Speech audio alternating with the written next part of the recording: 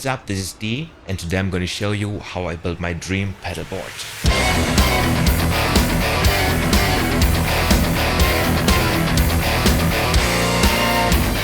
So the magic about this build is actually on this side. We have a wireless unit, that's the G50 by line 6, and it goes straight to the FM9. The second output of the wireless unit goes to the polytune, which I like to keep on all the time. From the FM9 we go straight to this patch box over here, and we're gonna send the stereo guitar signal through this cut connection to the FOH. Also through here we're gonna receive a stereo in-ear feed, which then goes straight to this mixer over here. The FM9 also sends a stereo signal to this mixer, and this allows me to control my in-ear volume by myself. So in case I feel like I want a little bit more guitar in my ear, I could simply dial this knob and increase the volume of my FM9, and also set the volume of the received in-ear feed, and obviously there's a master. And then the signal from here goes to the in-ear system, which is then transmitted through the antenna to my in-ear receiver. First things first, I started by sketching out the pedal board on my iPad. And I was already sure that I would want to use the Temple audio board. And you can get a ton of different mods for this board.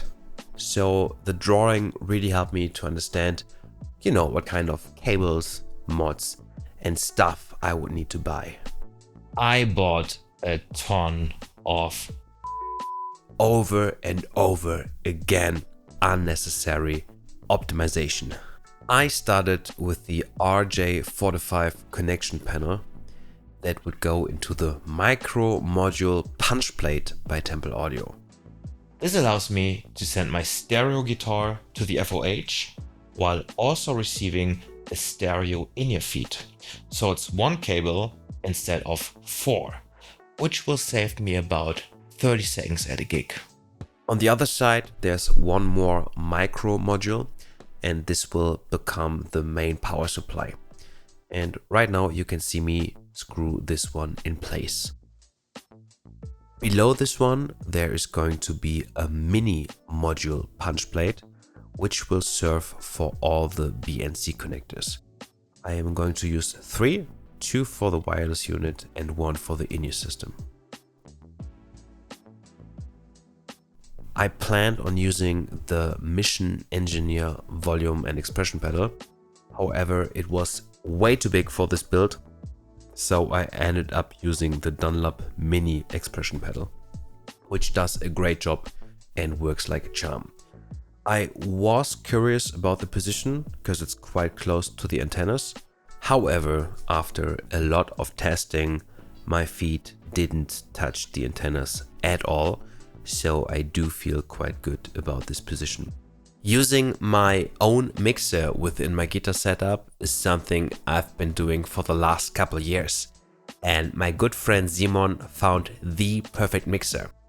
You can access all the knobs from the side.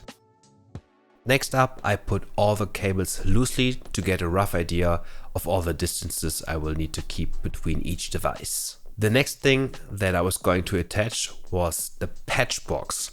I used dual lock in order to attach the patch box to the board. Then I checked for the perfect position for the expression pedal.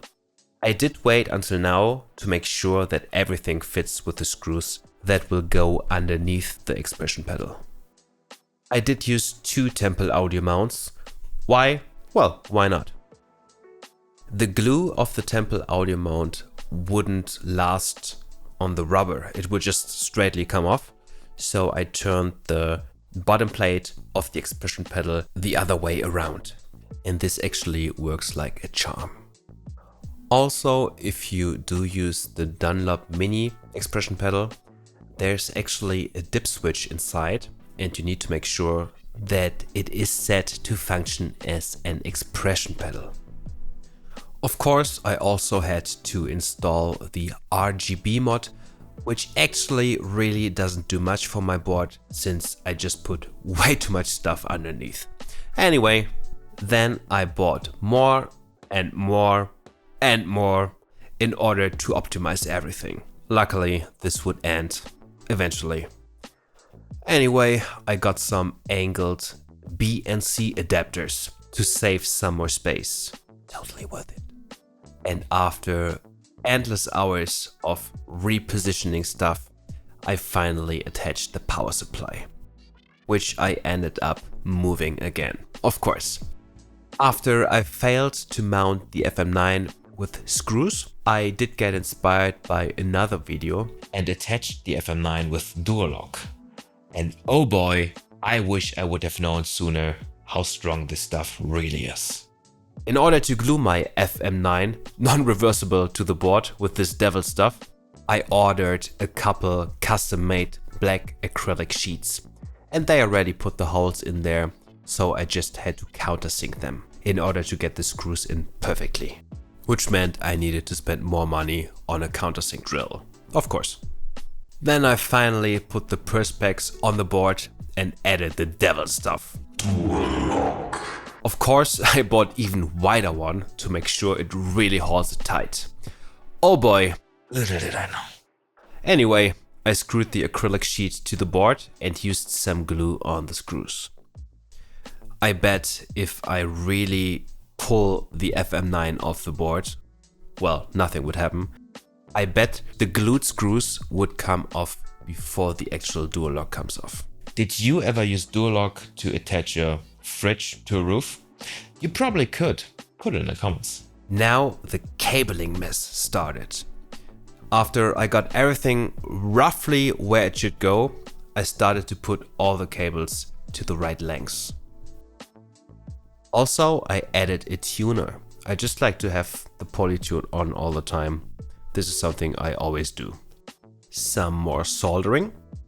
And of course, I added labels to each cable in order to make sure I still know what each cable's job is. And last but not least, I tightened the cables at the end to make everything a little cleaner. I could have done more, made cables shorter and so on. However, I probably swap stuff around again. Oh wait, I can't because of dual lock. Damn. I hope you did enjoy my pedalboard build. Don't forget to like and subscribe. And I can't wait to bring this one to the first gig. See you soon.